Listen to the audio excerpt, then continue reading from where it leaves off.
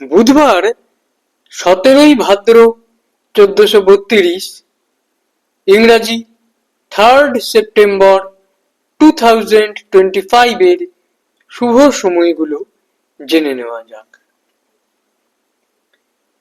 ভোর 5টা 25 থেকে 7টা, সকাল 10টা 5 থেকে 11টা 8, দুপুর 1টা 42 থেকে 4টে 57, সন্ধ্যা 6টা 38 থেকে 10টা 25, রাত্রি 1টা 35 থেকে 2টো 27, এরপর 4টে থেকে 5টা 20।